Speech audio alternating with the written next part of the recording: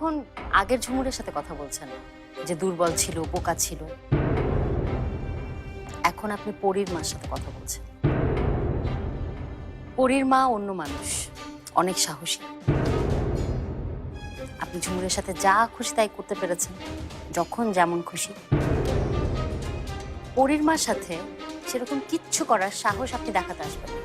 খেলা এখনো শেষ হয়নি ঝুমুর। বাড়িতে ঢুকে পড়েছো বলে এত টক বক করো না। হ্যাঁ, হতে পারে ফারহান পরীকে মেনে নিয়েছে, কিন্তু আমি চাইলে এই মুহূর্তে তোমাকে আর তোমার ওই মেয়েকে এক তুড়িতে রাস্তায় নামিয়ে দিতে পারি। কথাটা মনে রেখো। আপনি যে এসব করতে পারেন সে ব্যাপারে আমার কোনো সন্দেহ নেই। যে মহিলা নিজের ছেলেকেই ভালোবাসতে পারলো না, সে তার নাতিকে কি করে ভালোবাসবে? আপনি একদমই টেনশন করবেন না। এবার আপনাকে কোনো খারাপ কাজ, কোনো বাজে কাজ কিচ্ছু করতে হবে না। আমার মেয়ের চিকিৎসাটা ঠিকঠাক মতো হয়ে যাক, আমি এ বাড়ি ছেড়ে চলে যাব। আর একদম ভয় পাবেন না, আমি আপনার ছেলেকে কিচ্ছু বলবো না। কয়েক বছর আগে কি হয়েছে সেটাও কখনো বলিনি, সেটাও সে জানবে না, কোনো কিচ্ছুই বলবো না। ইনফ্যাক্ট আপনার ছেলের সাথে এসব নিয়ে কথা বলার রুচিও আমার।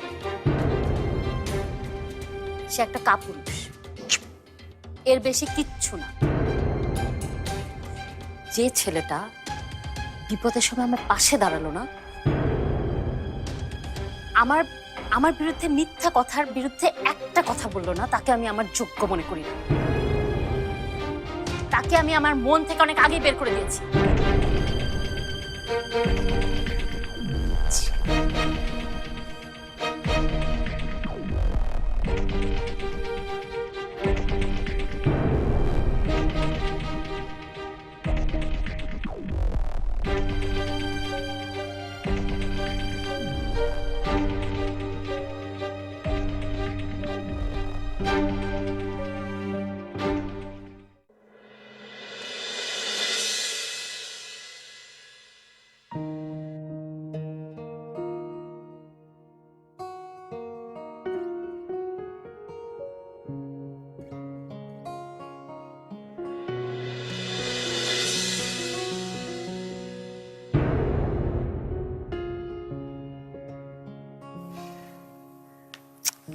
তুমি তো দেখি দেখতে আমার মতোই হয়েছো,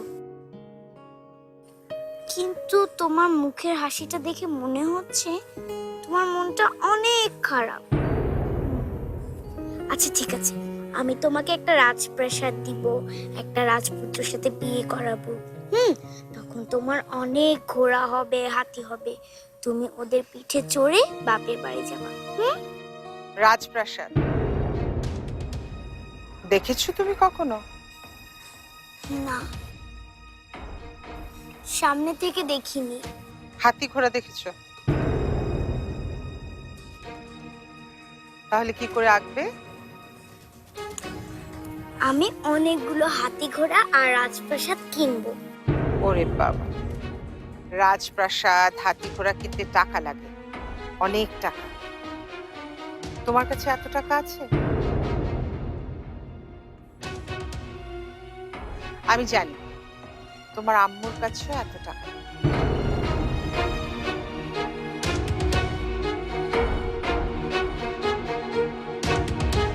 বাবা, আমার পরী তো দেখি সুন্দর একটা পরী এঁকে ফেলেছে। এঁকেছি, কিন্তু ওকে রাজপ্রাসাদ না দিলেও তো মন খারাপই করে থাকবে। আর ওকে যদি আমি হাতি ঘোড়া না এঁকে দিই তাহলে চলবে কিভাবে? তাহলে একটা হাতি ঘোড়া এঁকে ফেলো। কিন্তু শোনো আম্মু, আমি তো হাতি ঘোড়া কখনো দেখিনি। তাই তো। আচ্ছা, তুমি আমাকে হাতি ঘোড়া কিনে দিবে?